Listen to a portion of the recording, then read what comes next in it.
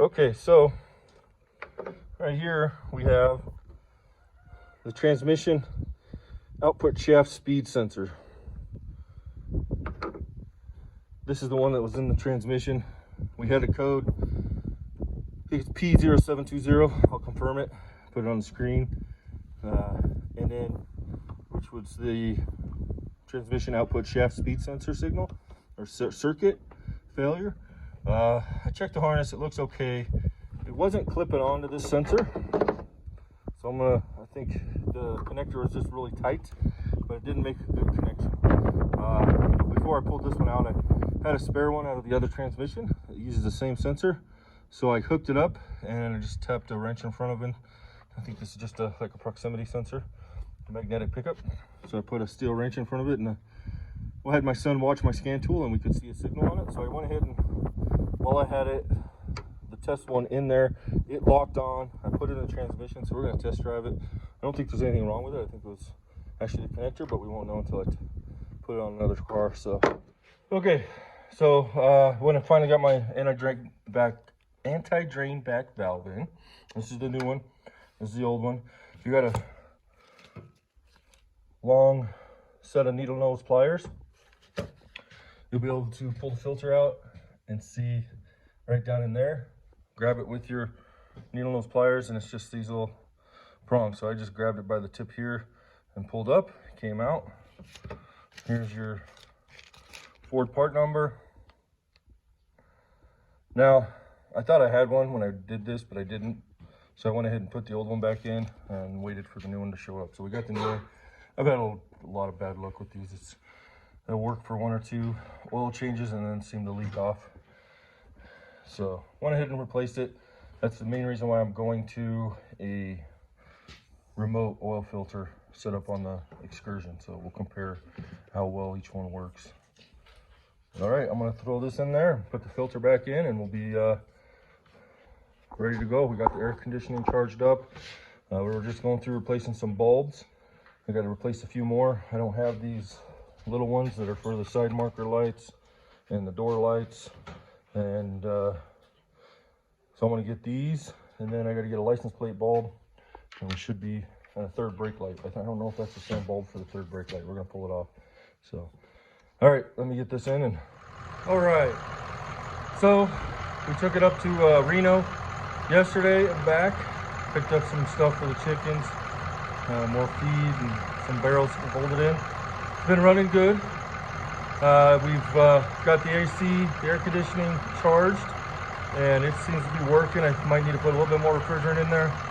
We had to replace the 2 turn signal bulbs, and I had to replace this headlight bulb. So driver's side, the high and low beams work, but a daytime warning light was burned out. So we went ahead and replaced that bulb, the license plate bulb. I'm gonna have to order the brake lamp, the third brake lamp bulb, but everything else is working. Right now we're gonna do a pressure test on the fuel pump. So I got my fuel gauge, pressure gauge set up there. Going up to the window. It's got it taped right there. So we're gonna go take it on a hill and see what kind of pressure we're getting under load. So, all right, we want to make sure our fuel pump's working so our new injectors don't get damaged, because a faulty fuel pump will ruin our new injectors. All right, we're gonna get this on there. We'll try to do a recording. Okay, so we're at idle. Let's see if it picks it up on the camera. We're just about at 60. So that's good. Now we got to see what it does on under.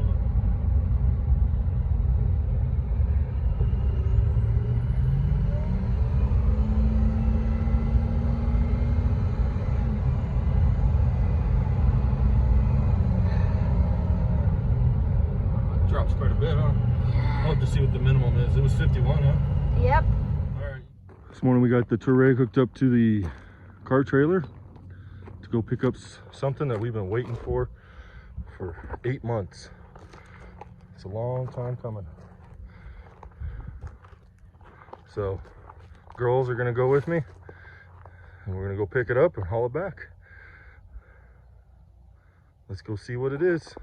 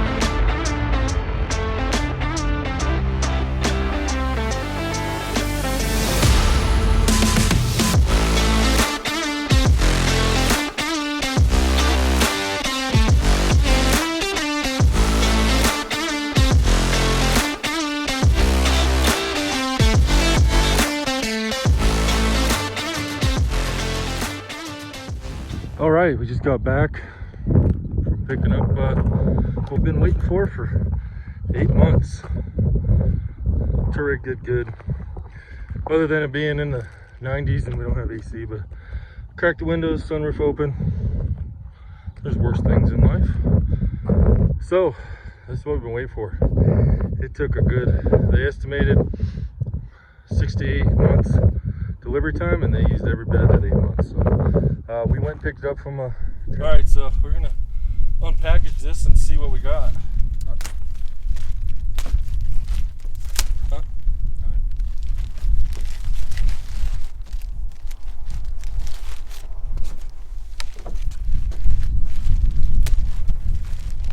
Try to salvage some of this. I gotta ship back my old one.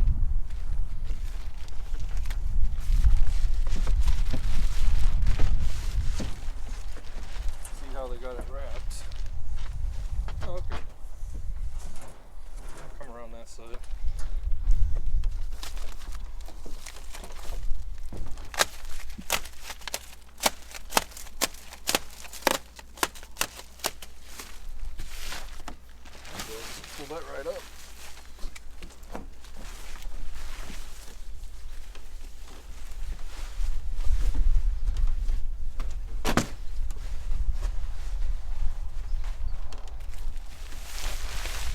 Giant garbage bag. Oh, we do have those.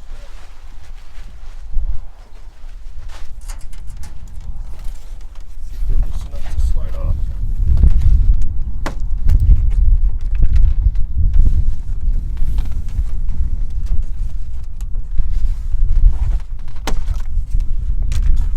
Well, we ready? It's small.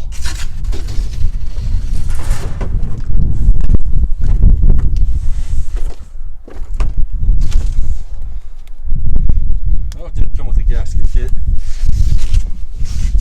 Got my name on it. Oh, this box comes off, so let's move it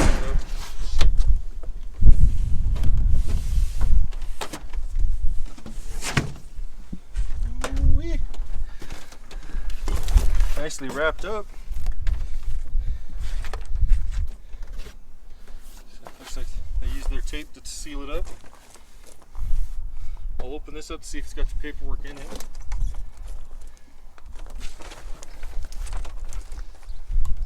Should be the remaining gaskets.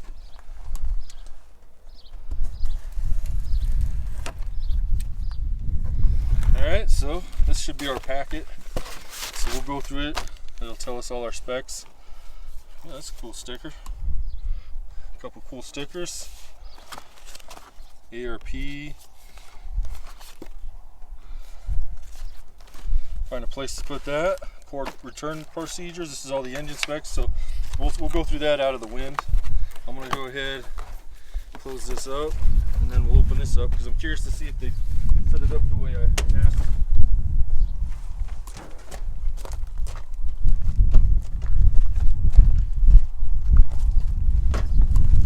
It's pretty cool looking. All right, so really, I just need to open the top up.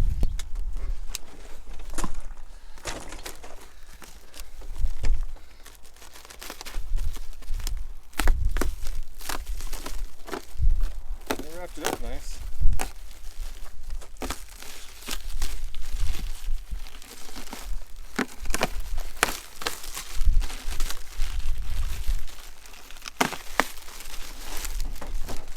So this is supposed to have been, they take your VIN off the truck, but you can ask for certain customs. Like I told them no oil cooler, so they credited me the cost of an oil cooler because I'm doing my own oil cooler. And then also, it's really well bagged, so that's nice to see. I also wanted to, because it's an 03, it came with the old style aluminum high pressure oil pump. I wanted this one set up for the cast iron, 05 and newer, and then the newer front cover. So that's why I want to check and see if they did do that.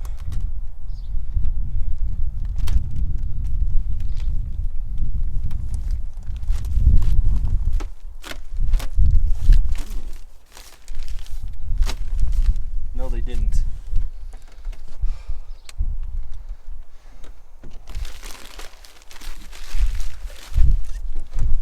Well, I mean, they took the time to engrave their name and logo in there, but this is set up for the old style high pressure oil pump, which I have an upgraded one. There's hardly any oil on that camshaft.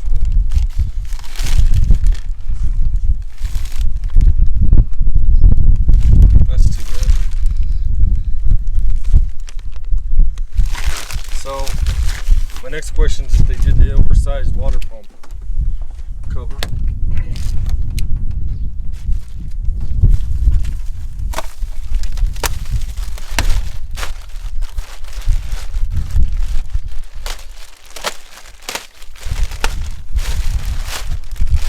And I'm going to say no. That looks like the small one. You good? Alright, you ready? Mm-hmm. Alright, so this is pretty sure this is the smaller water pump cover, which I asked for a larger one. And she said no problem.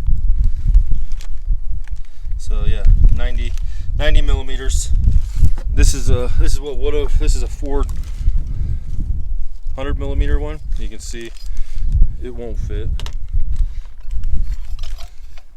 I ordered everything based on what I ordered them from. I wanted the larger water pump.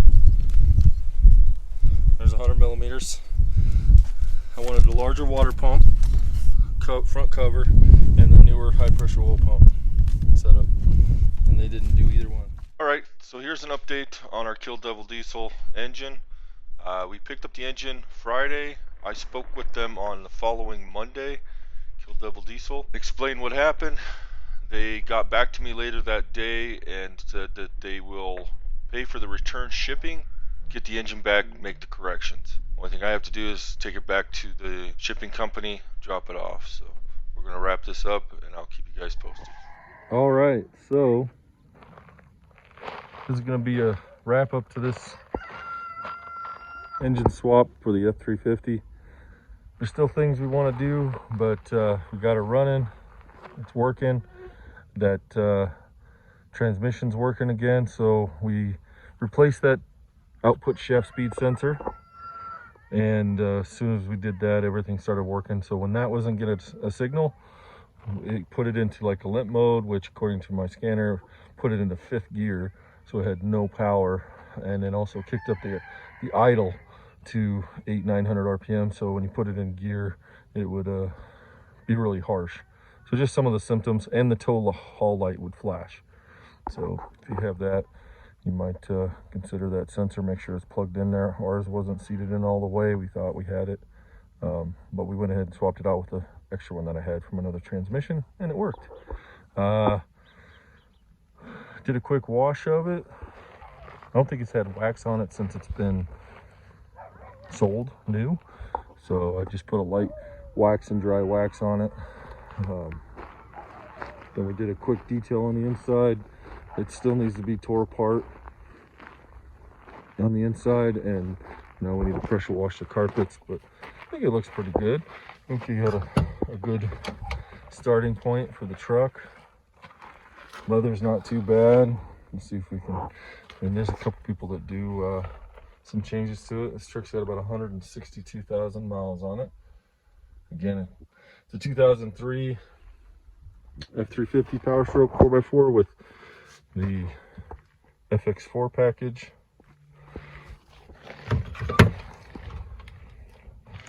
We're happy. We swapped it with the 2006 engine, and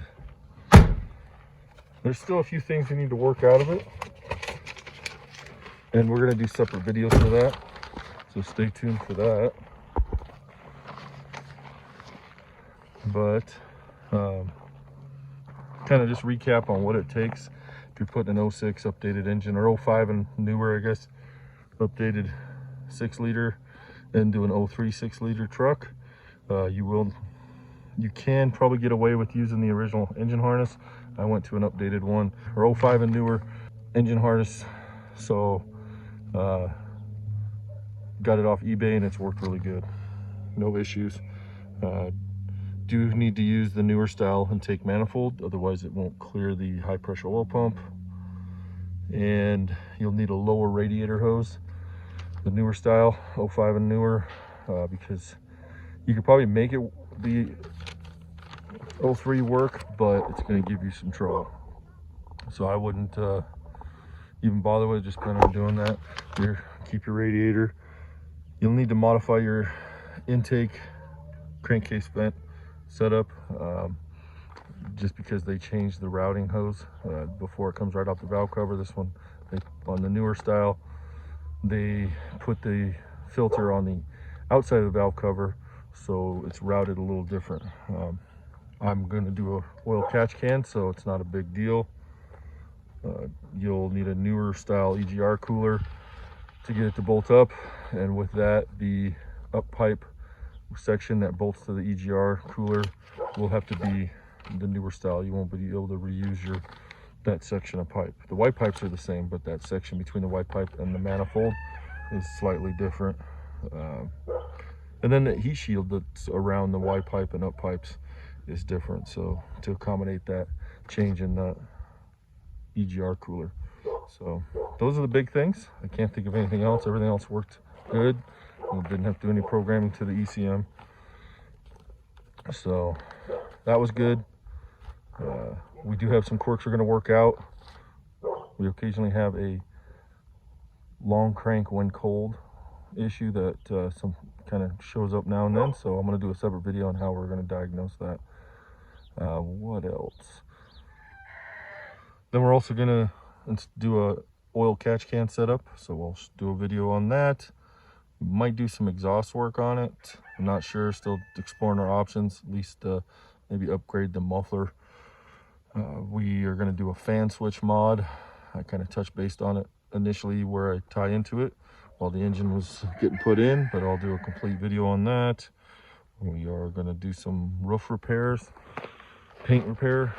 So we're kind of looking at different options, but you can see paint's peeled up pretty good on that.